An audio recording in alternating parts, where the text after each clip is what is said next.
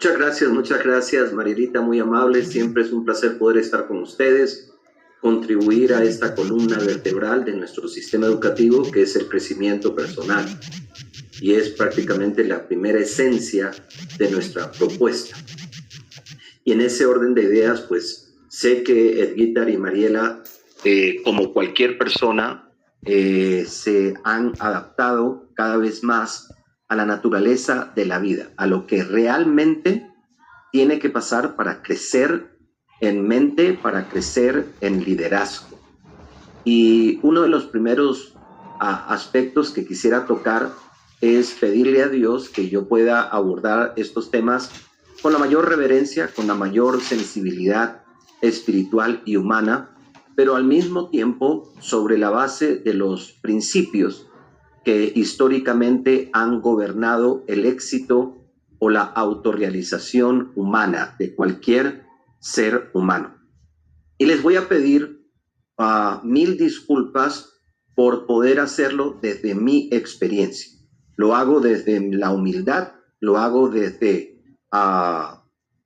la, ¿cómo le podría decir? La conexión emocional que yo pude sentir al vivir ciertas experiencias en mi vida a través de los años, a través de lo que realmente es la vida per se, la vida.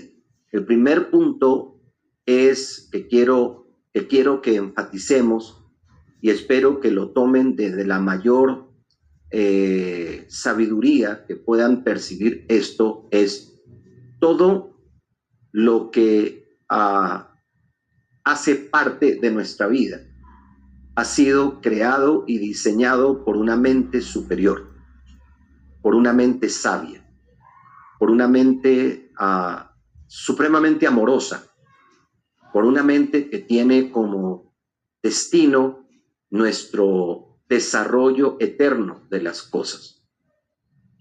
Esto suena muy bonito cuando la vida es color de rosa. Esto suena muy bonito cuando todo lo que nos pasa en la vida son circunstancias favorables, cuando estamos viviendo momentos de felicidad, momentos de paz, momentos de tranquilidad, momentos que nos gustan, momentos que apreciamos en la vida. Sin embargo, esta mente superior, esta mente sabia, esta mente que nos supera inexpresablemente en sabiduría, en experiencia, en trayectoria, permite que todo mortal venga a esta vida a poder disfrutar de ambos escenarios, a poder vivir ambos escenarios. Y como vuelvo a reiterar, hay un propósito en esta vida. Hay un propósito de poder aceptar,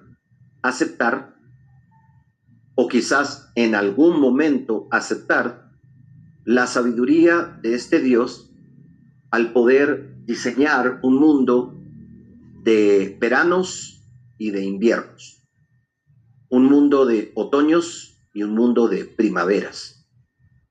Qué interesante ver que un año, desde el punto de vista atmosférico, desde el punto de vista de las estaciones, son tan interesantemente opuestos. Pareciera ser que en esta sabiduría dice, bueno, aprovecha el verano, 3 meses, ¿ok? Porque vas a vivir un invierno. ¿Okay? Y no hay forma, no hay manera, no hay oración, no hay forma de ser que cambie esa yuxtaposición vivencial. Aprovecha la primavera porque también va a haber un otoño. ¿Qué aprendemos desde ese aspecto? ¿Qué aprendemos para los creyentes que sabemos y que no es fácil, de alguna otra manera, desde nuestra limitada comprensión, desde nuestro limitado entendimiento frente a esta mente superior llamada Dios, aceptar los momentos de otoño o aceptar los momentos de invierno? No es fácil, pero es interesante también poder ver que si en su infinita sabiduría y amor Él lo permite, Él crea una tierra donde los límites del mar, los límites del viento, los límites de la tierra, solamente son gobernados por Él y nada más por Él. Pero al mismo tiempo, Él permite que muchas veces estos límites, ¿ok?, trasciendan las leyes que los limitan o los gobiernan. Y con esto no estoy diciendo que la experiencia sea agradable. Con esto no estoy diciendo que el dolor sea agradable. De alguna u otra manera, por más amor, por más compañerismo, por más hermandad, por más unión que haya existido entre hermanos, hermanas, esposos o esposas, la misma vida nos dice algún día tenemos que separarnos y tenemos que trascender. Y todo ser humano tiene que vivir la experiencia, muchas veces caóticamente, muchas veces apaciblemente, de despedir a seres amados, ¿ok? De despedir a seres queridos. ¿Por qué la vida es así? ¿Por qué la vida tiene momentos que podemos disfrutar, momentos que contribuyen a nuestra paz, a nuestra tranquilidad, a nuestra felicidad? Pero al mismo tiempo, ¿por qué prácticamente es inevitable que exista un ser humano que no haya tenido momentos de adversidad o momentos de aflicción? ¿Por qué? ¿Cuál es el propósito de esta vida? ¿Qué es lo que realmente en una mente trascendente existe dentro de los objetivos de un Dios sabio, amoroso, que a pesar del dolor, parte de nuestras vidas, ¿ok? Muchas veces hemos tenido que trascender tragedias, episodios. Pero el primer punto que yo quiero enfatizar es algo debe existir en las personas que creemos en un Dios amoroso, ¿okay?, que precisamente el término amoroso pareciera en muchas mentalidades no cuadrar. Dice, amoroso, te llevaste a mi hijo en el terremoto. Amoroso, perdí a mi padre en el terremoto, perdí a mi hermano. Pero hay algo muy importante, amigos, y es que por más que nuestra interpretación humana a nuestra mortalidad, nuestro dolor, quiere entender cosas, hay un decreto divino. Y ese decreto divino manifiesta que en esta vida jamás lograremos entender cada componente de la misma. Nuestra fortaleza no yace en el entendimiento de una tragedia. Nuestra fortaleza no yace en la comprensión, porque son aspectos que la mente humana normalmente no puede comprender. Dígale a una madre que ayer enterró a su hijo de 2 años que comprenda el evento. No hay forma de poder comprenderlo. No hay forma de poder entenderlo. Va contra toda nuestro contexto lógico, racional. Pero al final es la voluntad de Dios que un bebé, por más amor de la madre, por más dolor que puede existir, muchas personas han enterrado bebés. Es parte de esta vida poder valorar lo que es sanidad, y es parte de esta vida poder vivir momentos en donde esa sanidad no está, no existe. Es parte de esta vida pasar por momentos fáciles o buenos y momentos no tan buenos. El primer principio que quiero reiterar es: todo lo que la mente humana se niega a aceptar pasa por un propósito divino. Y yo sé que mientras menos sensibilidad espiritual exista o menos gobierno emocional, estas cosas pueden caer en mentes que jamás lo entenderán. Y nuevamente reitero este principio: no se nos pide que lo entendamos, se nos pide que lo aceptemos. Aceptemos como parte de un plan. Y quizás por eso hay ciertas circunstancias que invitan al ateísmo. Nuestra mente no puede entender desde nuestra limitada percepción que esto pueda ser algo que tiene la venia de Dios, no que Dios lo causa. Hay una gran diferencia entre lo que Dios causa y Dios permite. Sencillamente esta tierra está circunstancializada, está condicionada a los fenómenos naturales. ¿Okay? A los fenómenos naturales. Y por eso vuelvo a recalcar que por favor no lo interpreten como una falta de insensibilidad en cada expresión mía. No. El segundo principio que quiero enfatizar es que el verdadero crecimiento espiritual, el verdadero fortalecimiento espiritual de una persona no nace en los momentos fáciles de la vida. El carácter no se forma en el éxito. Muchas personas llegan a la conclusión que las mejores experiencias, las más fortalecedoras, las más aleccionadoras, vienen de momentos difíciles. Vienen de momentos en donde la realidad no se está comportando de acuerdo a nuestras expectativas. Por el contrario, la realidad es algo que no quiero seguir viviendo. No lo quiero. Pero de alguna u otra manera pasan estos eventos incomprensibles a la mente humana.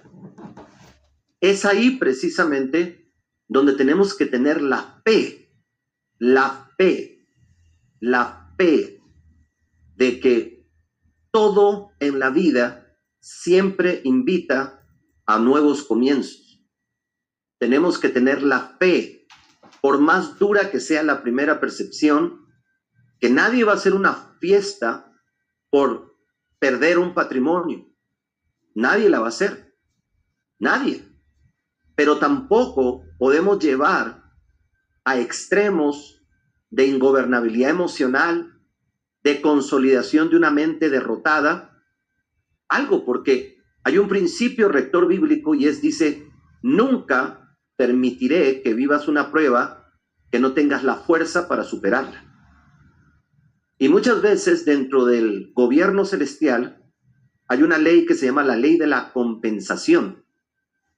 Y es que cuando la persona se vuelca a esta fuerza superior, buscando fortaleza emocional, buscando poder aceptar algo que nos resignamos a aceptar, cuando realmente buscamos ese consuelo especial, esa esperanza, esa fortaleza que todo ser humano necesita en momentos de adversidad, Dios compensará esa actitud, esa fe de buscar esa fortaleza en poderes que definitivamente no pueden salir de la estructura humana. Son poderes que tienen que descender de entidades superiores como la de Dios. Cuando una persona va y le dice, Señor, necesito tu fortaleza, necesito tu luz, necesito tu fuerza, porque esto es una prueba muy fuerte. Ahí es donde existe la ley de la compensación. En su infinita misericordia, en su infinito amor, habrá una fortaleza especial. Pero esa fortaleza va a proceder solamente con las personas que hayan decidido trascender la prueba independientemente del grado de dificultad de la misma. Ese es un punto principal de poder comprender a quién acudo. ¿A quién acudo cuando toda mi humanidad me está invitando a derrotarme? ¿A quién acudo cuando toda mi humanidad me está invitando a poder desesperanzar mi vida? ¿A quién acudo cuando muchas veces vienen pensamientos de suicidio en mi vida porque lo perdí todo? ¿A quién acudo? Sigo en determinado momento en mi mismo sistema humano, frágil, ¿ok? Muy ligado a la mortalidad, o sencillamente busco fuerzas que necesariamente necesito para poder percibir, para poder celestializar la forma en que estoy percibiendo esta difícil realidad. Para poder verdaderamente vivir que todo lo material se puede recuperar. Para poder realmente buscar esa fortaleza esa manera diferente de interpretar acontecimientos difíciles en la vida. Busco esa fortaleza. Ahora, no podemos negar que dentro de la conducta humana, pues muchas personas van a propender al derrotismo, van a propender a la depresión, ¿okay? Van a propender algunos al suicidio. Y es una lástima que un hecho que es parte de la vida, como digo, muchas veces en paz, muchas veces en un conflicto, nos lleve a pensar que nuestra vida también se debería acabar. Vuelvo a repetir, estoy tratando de decirle con la mayor reverencia. Una madre que en estos momentos llora a su hijo perdido, tiene obligatoriamente que buscar ese consuelo celestial, esa fortaleza celestial, esa manera de percibirlo diferente, esa oración poderosa que uno dice: Padre, no permitas que este evento sea mayor que mis fuerzas.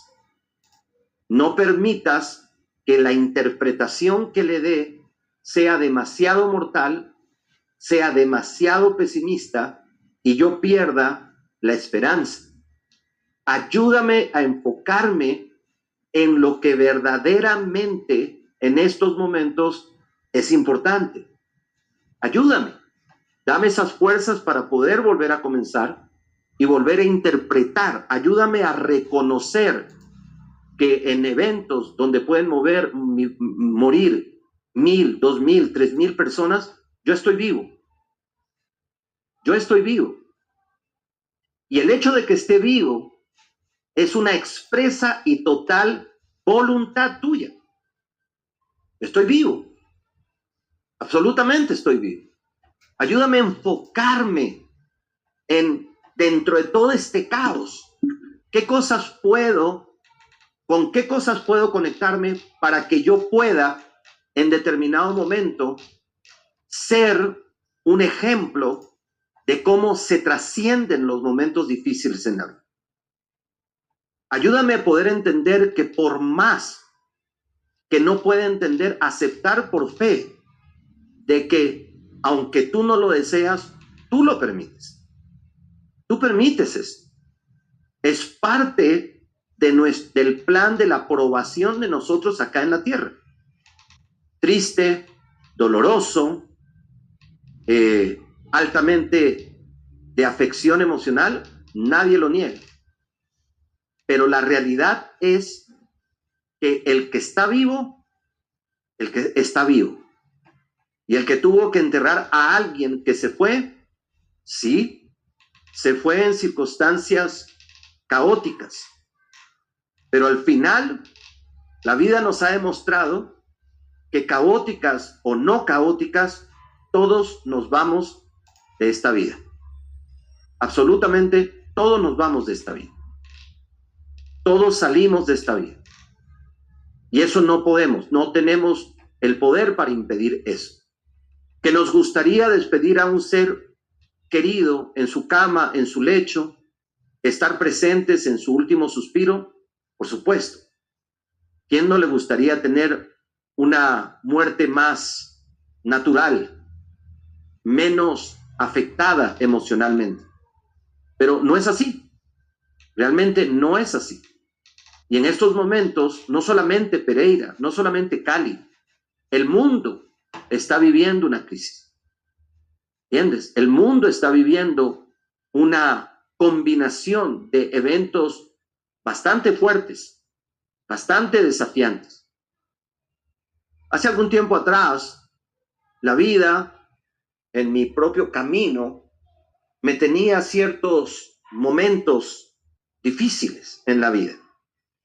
Yo a los 18 años tengo que tomar una de las decisiones más difíciles en esa edad de mi vida. Había sido creado y criado con unas ideologías religiosas muy importantes en mi vida. Y tenía que tomar la decisión de poder dedicar 2 años de mi vida a un servicio eclesiástico, a un servicio misional. Pero había un problema. Y el problema es que yo estaba recontratragado de la muchacha más bonita del barrio.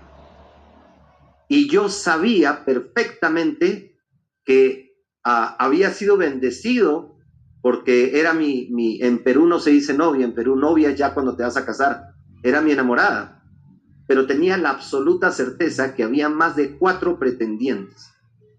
Y lo más interesante que los 4 pretendientes eran supremamente más pinta que yo.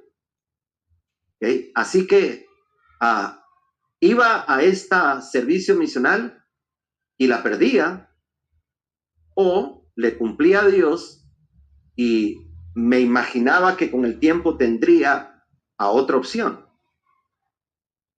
Decisiones que son muy difíciles en la vida, que requieren una ayuda, una fortaleza espiritual.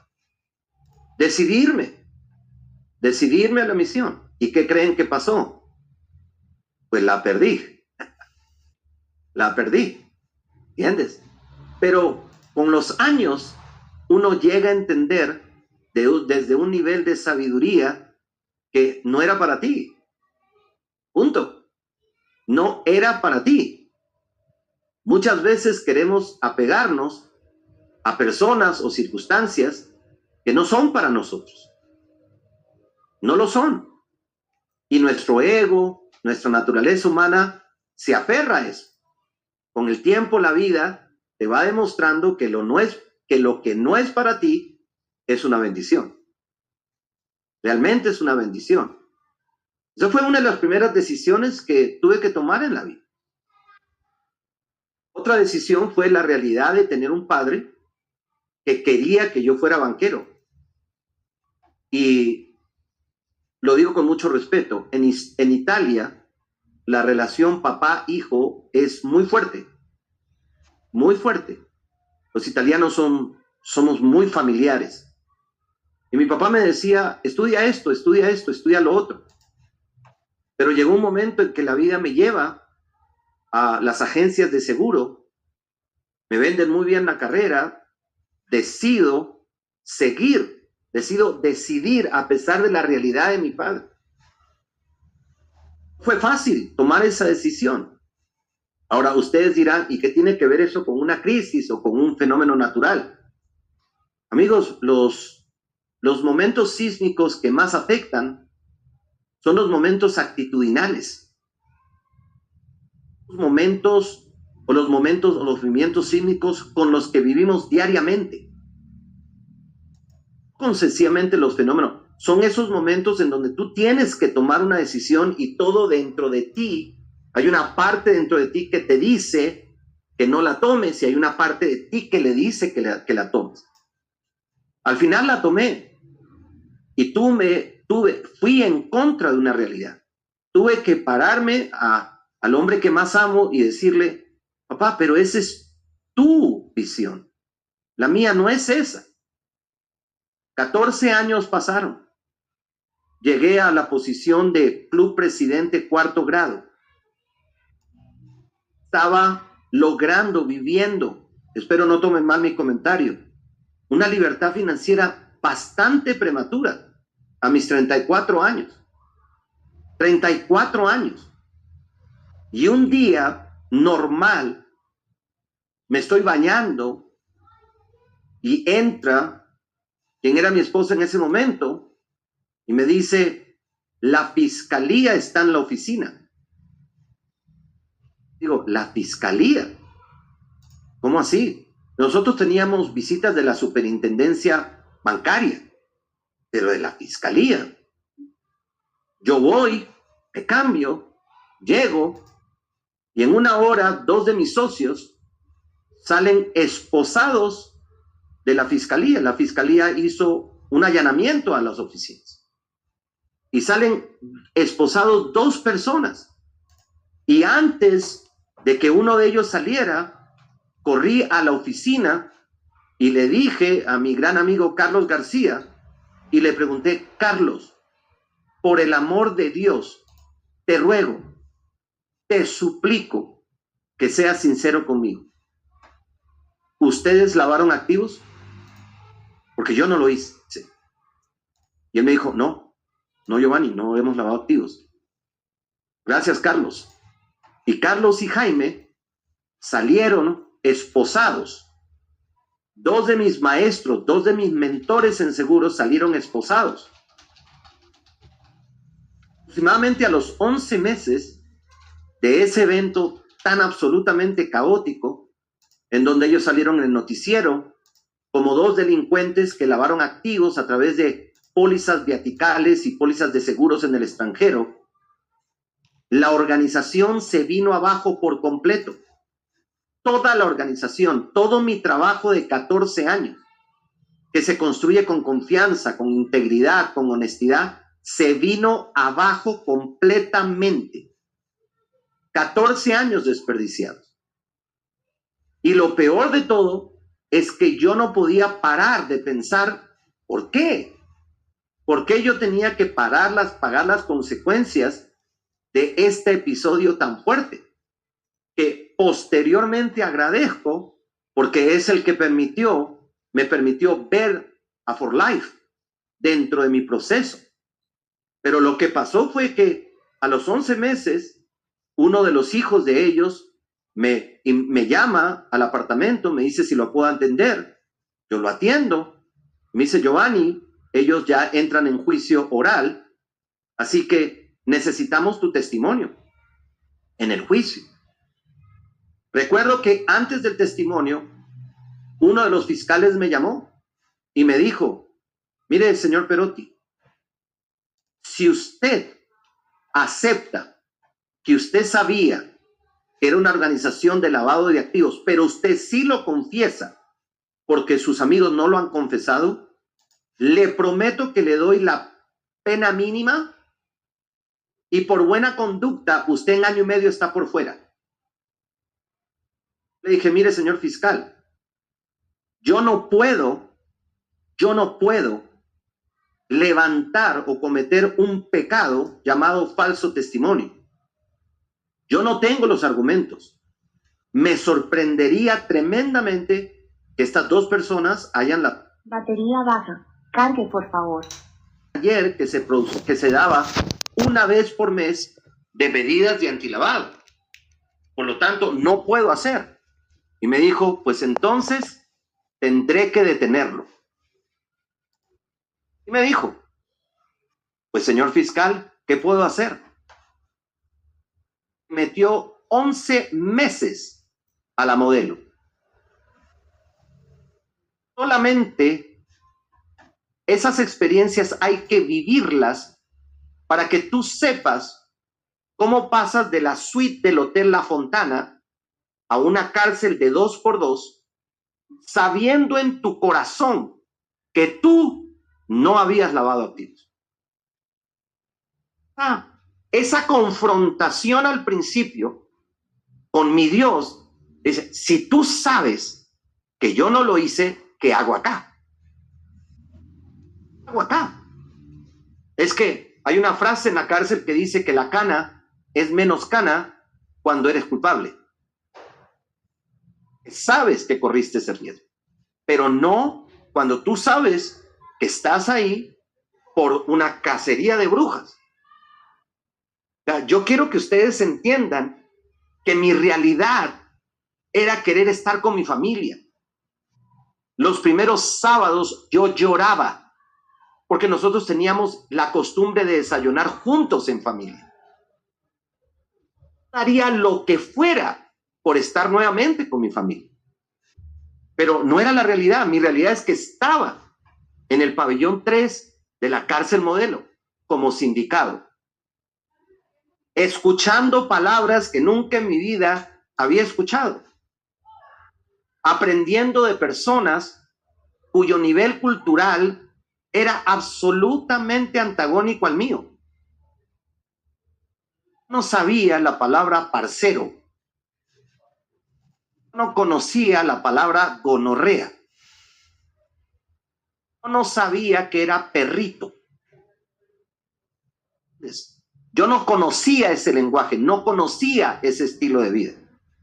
donde fumar marihuana es lo más normal todos los días, para que la cárcel duela menos. Y yo no ni siquiera fumo cigarrillos. Yo no conocí ese mundo, pero lo tuve que vivir. Y recuerdo que a las 5 de la mañana, porque allá el agua se cierra a las 6 de la mañana, y los limpios nos tenemos que bañar con agua gélida, literalmente gélida. Yo hacía en un pasadizo y yo me repetía esta frase todas las mañanas. Si Dios me está permitiendo vivir esto, es porque Él sabe que yo lo puedo superar. Si Dios me está permitiendo vivir esto, es porque Él sabe que yo lo puedo superar. Difícil, muy difícil, pero Dios no miente. Dios no miente. Él ha dicho, no superará tus fuerzas si te enfocas en eso. Y me lo repetía. Entraba a la ducha y bajaba al conteo. Y a los 11 meses, y aparte del negativismo, aparte de todos ahí se comentan y dicen y hablan y cuál es tu caso, y la frase decía, en Colombia lavado de activos es peor delito que matar a una persona. Así te decían, que al lavado de activos le daban durísimo. Pero a los 11 meses de una experiencia supremamente difícil, pero al mismo tiempo supremamente transformadora, y no puedo negar el impacto de las oraciones de mi madre y de mi familia en mi propia fortaleza mental y emocional. Tomen eso a lo que yo acababa de perder en la agencia. En el interín de estar buscando opciones, salgo de la cárcel y una persona me presenta un negocio para poder mover unas platas a intereses. Y me habla de un negocio de intermediación de esmeraldas. Y me dice, ellos te pagan cada 45 días un 3% del dinero que decías colocar. Ellos rotan. La persona que me lo propuso era una persona de mi confianza. Resulta que esa persona una vez llega, me llama llorando a la oficina y me dice, Giovanni, ¿puedo ir a su oficina? Le digo, claro. Y me dice, acabamos de perder los 150 millones de pesos. 150 millones de pesos hace más de 20 años. ¿Cómo así? Me dice, el lote que se estaba rotando, espero que lo que me haya dicho es verdad, pero ya no puedo hacer absolutamente nada, terminó en manos de un mafioso chino. Ese tipo, si nosotros le hacemos el reclamo, nos mata. 150 millones de pesos. Fue mi primera experiencia. Después, sí, me pagaron unos intereses 8 meses, pero después de salir de la cárcel, perdí 150 millones de pesos. Bien sencillo. Y nunca más los pude recuperar. Pregunta es, ¿me hubiese gustado que la realidad sea otra? Por supuesto que sí. Y mi agencia de seguros nunca más se pudo recuperar. La persona que se fueron a la cárcel, uno pagó 14 años de cárcel, otro pagó 16 años de cárcel. Yo salí con toda mi hoja de vida intacta por la Procuraduría del país que pidió mi libertad y a los 11 meses salgo de la cárcel. Salgo completamente. Y la que pagó 17 años se suicidó hace 3 meses. Nunca se pudo recuperar. Vino, me pidió un dinero prestado para que pueda levantarse. Se lo presté. Llevó el préstamo. Es fácil, nada fácil, aceptar que muchas veces las experiencias más aleccionadoras de la vida son las más duras. Fácil. Nadie dice que es fácil. Vuelvo a recalco. ¿Qué tiene que ser así? Un día esperemos entenderlo. Algún día esperamos desde otra dimensión, con otra mentalidad. Porque considero que no hay forma de poder entender, a menos en 100% de cabalidad, qué pasó con mi negocio, qué pasó con mi patrimonio, qué pasó con mi hijo, qué pasó con mi papá, por qué tuvo que pasar esto a mí. Quizás una de las razones por las que yo hice ese primer CD, cuando entré a este negocio de For Life, que se llama La Jetona, que es la inmensa propensión que todos los seres humanos tenemos a enfocarnos en el cuestionamiento, en otras palabras, en el por qué, y se necesita una oxigenación espiritual para poder pasar del por qué al para qué. Poder pasar al qué puedo aprender de esto.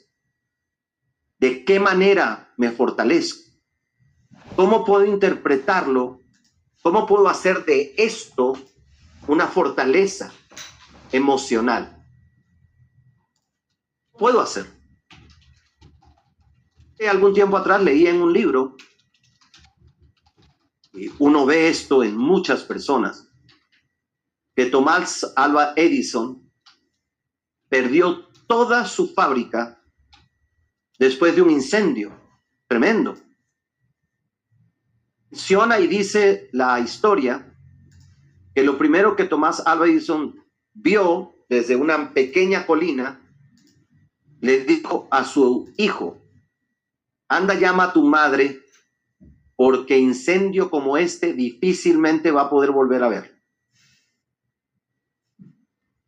Quisiera ser que el comentario es irreverente, pero al final hay y precisamente hay toda una ciencia, discúlpeme, se llama la logoterapia, creada por Viktor Frankl, un judío que pudo lograr lo que el 90% de los judíos no lograban: poder subsistir en los campos de concentración nazi. Ese libro, que yo siempre lo recomiendo, El hombre en búsqueda de significado, él habla de las últimas de las libertades. Una libertad que, según él, ningún nazi le pudo quitar. Uno. Y era la manera en que él iba a responder diariamente de escenarios demasiado bajos como para poder expresarlos. Escenarios apocalípticos para muchas personas. La maldad en su máxima expresión. Pero él dice, en el fondo, en mi ser, en mi espíritu, ellos no podían llevarse la manera en que decidí responder. Y él menciona en su libro que él frecuentemente se imaginaba dando cátedra en la universidad de lo que era este principio de la libertad, que años después Stephen Covey retoma como el hábito de ser proactivo, que entre el estímulo y la respuesta debe haber un poder, por más que el estímulo nos invite a derrotarnos, a caernos, a milanarnos, a acabarnos. Dice, no, tienes que lograr el hábito de escoger la mejor respuesta, y a eso se le llama ser proactivo. Y qué coincidencia, digo yo, y podríamos también decir qué ironía, que a pesar y muy comprensible de que todo nos invita a reaccionar, a derrotarnos, la libertad suprema del espíritu humano dice, Espere un momentico. Puedo responder diferente. Puedo responder diferente. Puedo elegir la mejor respuesta, la que me forma, la que me fortalece, la que me alecciona, la que me enseña. Sabemos perfectamente que esta filosofía de los 7 hábitos de la gente altamente efectiva, que precisamente la victoria privada comienza con este hábito de ser proactivo.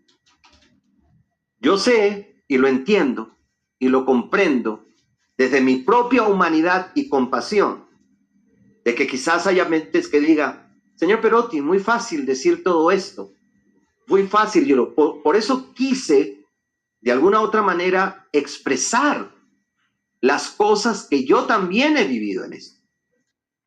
Por eso quise expresar cuando el negocio me creció de tal manera que yo compré más de $20,000 en factores de transferencia, no necesitando producto.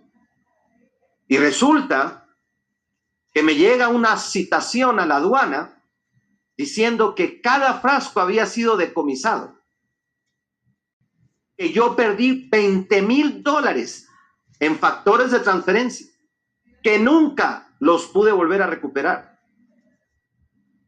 Si bien es cierto, jamás puedo comparar las pérdidas de impacto emocional, son circunstancias que tú no las estás buscando, pero que hacen parte de la vida misma.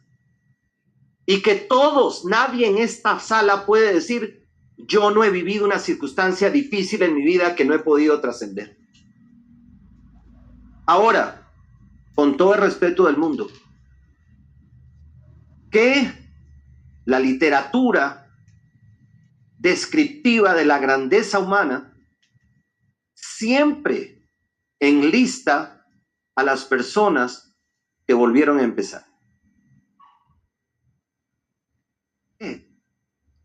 ¿Por qué se habla más de ellos que a los que renuncian, a los que se derrotan? ¿Por qué siempre se habla del esfuerzo mental, emocional, espiritual que se requiere con ayuda divina para poder volver a empezar? Por más irreverente o irónica que suene la frase, amigos, las pérdidas materiales son recuperables. ¿Duelen? Claro que sí. Claro que sí. ¿Afectan? Claro que sí. Pero mi mente no puede estar ahí. Puede. Mi mente tiene que estar, digo yo, si queremos hacer parte de esa energía que tiene que contraprestar a esa energía muy comprensible del derrotismo, de la depresión, de los pensamientos de suicidio. ¿Quién va a ayudar a esas personas? ¿Quién va a ser una voz de esperanza? Yo no puedo sumarme, y con esto no estoy invitando a la indolencia ni a la insensibilidad, nada de eso. Estoy diciendo, ¿quién los va a ayudar?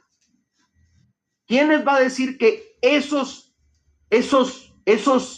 residuos de piedra, cemento, barro, porque si tú estás vivo, vivo estás, y el familiar que enterraste está en otro mundo, ha trascendido, que lo vas a llorar, que lo vas a extrañar, comprensible en toda su magnitud.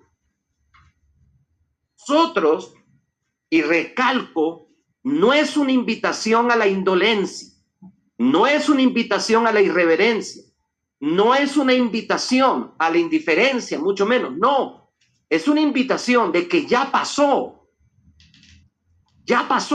con todas sus consecuencias, ya pasó. ¿Qué vamos a hacer al respecto? Rita decía algo que nunca lo esperé, ganarme la placa de héroe de Zen, porque yo también viví la pandemia. Recuerdo los sentimientos tan fuertes que tuve cuando tuve que ir al centro de Bogotá a una citación de la DIAN.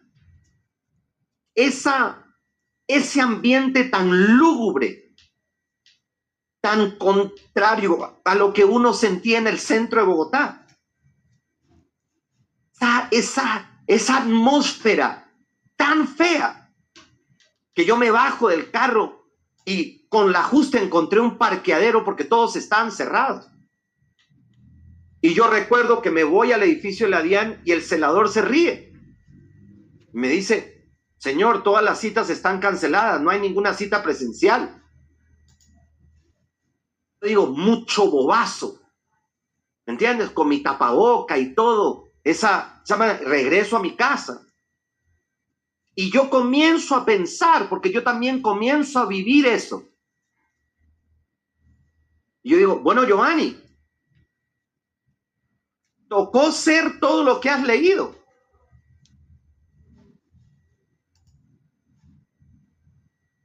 Son en estos momentos donde tiene sentido todo lo que lees. Cuando el conocimiento se vuelve carácter, el conocimiento está cumpliendo su principal fin. Pero cuando el conocimiento solamente se vuelve información,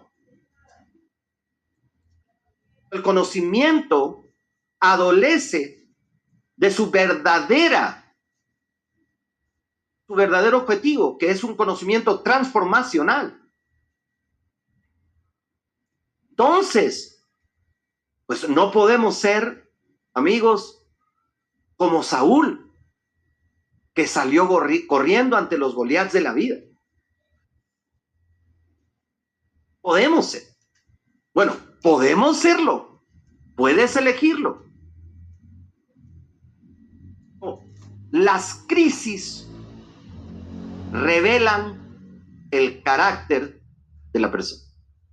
Porque si yo estoy hablando acá, y lo digo con reverencia, un amigo que perdí, un familiar que perdí, pero hay algo que ninguno de ustedes me puede negar. Yo estoy viendo seres vivos. Estoy viendo seres vivos. Irrelevantemente, las pérdidas materiales que respetuosamente les deseo puedan recuperar muy pronto, y que sé que la historia nos ha demostrado que con la actitud correcta siempre se recupera.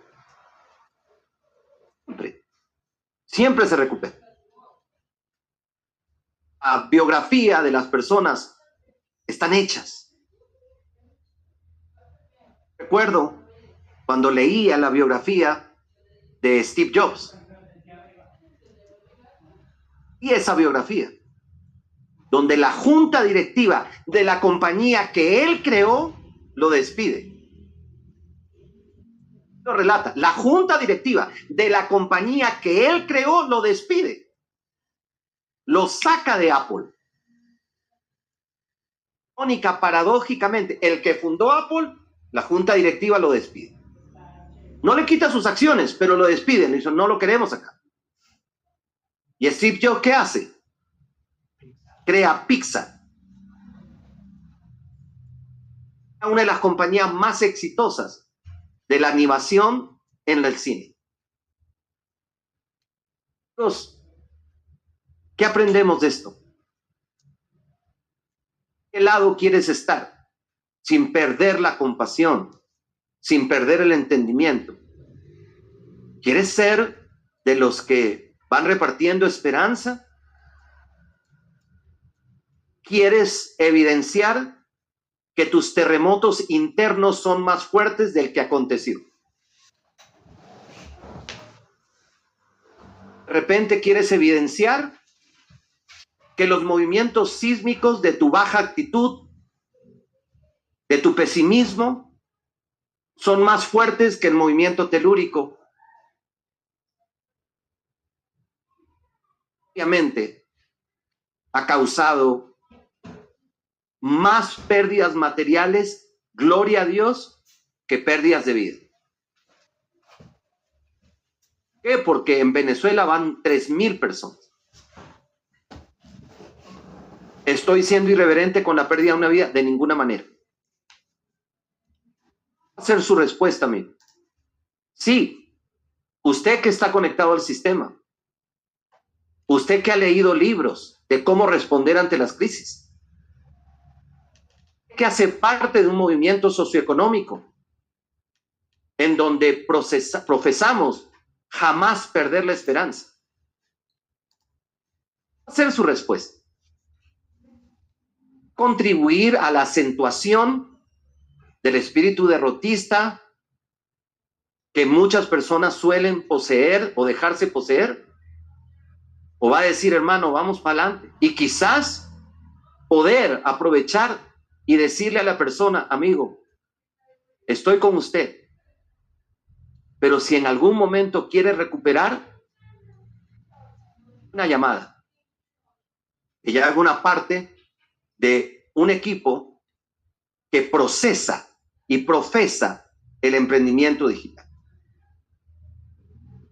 Hacerlo con amor, no con intereses propios, con amor al prójimo, con la ley del deseo puro.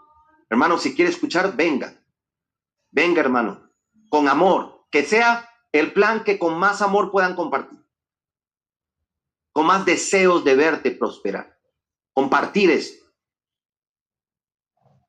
Este orden de ideas, amigos, yo quiero terminar con esto. Dios siga fortaleciendo a toda persona que tuvo una pérdida fuerte de un ser humano. Dios pueda darle la esperanza y la sabiduría que todo lo material se vuelve a hacer. Absolutamente todo lo material. Pero que Dios los utilice a ustedes como medios poder sembrar de esperanza donde ya no cabe una flor más de derrotismo. Ustedes puedan ser esa voz de esperanza y que lo vivan. Que todos estos años, todos estos talleres, todos estos rallies, todos estos libros, precisamente se manifiesten en estos momentos. Pandemia, yo dije, bueno, Giovanni, ¿qué vas a hacer? Un día que pude hacerlo, me fui a Unilago. Le pedí a Daniel que me dijera cómo podía tener una mejor conexión, un mejor computador. Me fui, me compré un computador, me compré un router, me compré un cable de internet, me compré un sistema que se llamaba TP-Link, que es una malla de internet. Casi 5 millones de pesos. Instalaron todo eso y comencé los talleres virtuales los lunes. Comencé a estudiar cómo adecuar mi negocio a esa virtualidad. Comencé a crear talleres, a ayudar a las personas con sus miedos, con sus temores. Asumí la estoica responsabilidad de ser luz, no en los momentos de color de rosa, sino en los momentos donde más me exigía la palabra líder y su correspondiente connotación, actuar con esperanza. Actuar con esperanza, actuar. No ser un víctima más, ni una persona que se excusa más. Recuerdo a Gladys Mendoza llamándome llorando. Llamaban. Y yo le decía, Gladysita, nos tocó ser el discurso. Nos tocó ser el discurso. Mentor, ¿qué hago? Lo que yo he hecho. Yo te puedo decir lo que yo he hecho. Nos tocó ser el discurso. La humanidad necesita de personas que en los momentos trágicos tengamos el estoicismo de ser el discurso. Porque si no, entonces, amigos, todo lo que nosotros hemos venido hablando de crecimiento personal, de proactividad, de esperanza, de volver a empezar, se vuelve una burda teoría. Burda teoría. Amigos, damos puente de esperanza. Mostremos, no con orgullo ni ego alguno, sino como la consecuencia de pertenecer a un sistema educativo, hemos hecho de otro material.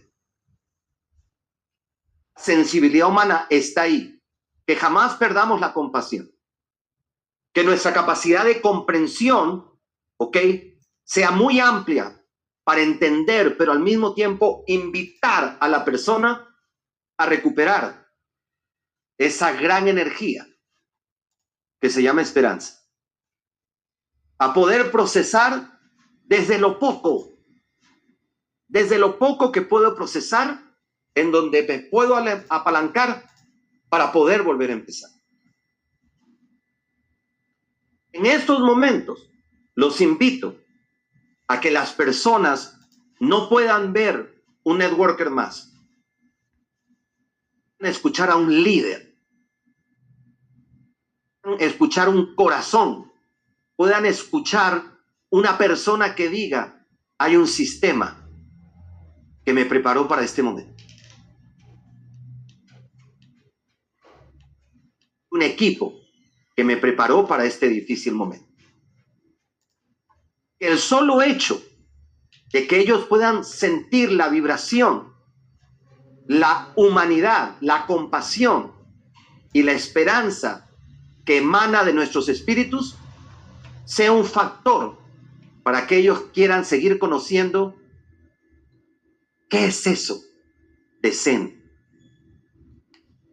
Forma verdaderos líderes, preparados para la gloria, pero también para las derrotas temporales. Voy a terminar con una anécdota muy importante. Hijo de un rey, razones de enfermedad de su padre había sido un rey muy sabio. Su padre le regala un anillo grande. Su padre le decía que dentro del anillo había una nota, que no abriera la nota sino en 2 momentos que la vida le pudiera dar. Ese momento, dice, en el momento de más gloria, el momento más difícil de tu reinado, quiero que lo hagas. Un momento en que este rey fue invadido, estaba perdiendo la batalla, día con derrota, y él recuerda las palabras de su padre que ya había fallecido. Abre el anillo y lee la frase, y la frase decía: esto pasará. Volvió a guardar la frase. Ganó la guerra y el pueblo lo aclamaba y lo vitoreaba y le hacía venias, y nuevamente su reino logró la paz. Recordó lo que su padre dijo, el anillo, y leyó el papel: esto también pasará. No nos acostumbremos a ninguno de los 2 momentos. Seamos pesimistas, es mejor pecar de optimistas. Todo en la vida, en esta etapa mortal, amigos, bueno o no tan bueno, todo pasará. Pertenecemos a este mundo. Estamos de paso. Sigamos siendo una fuerza, un movimiento, en donde más el mundo nos necesita. Reto a que sigamos así y que no contribuyamos a seguir alimentando, a veces sin querer o inconscientemente, la conciencia colectiva de derrota y desesperanza. No, señor. Que verdaderamente sea el factor de transferencia que hoy en día El mundo necesita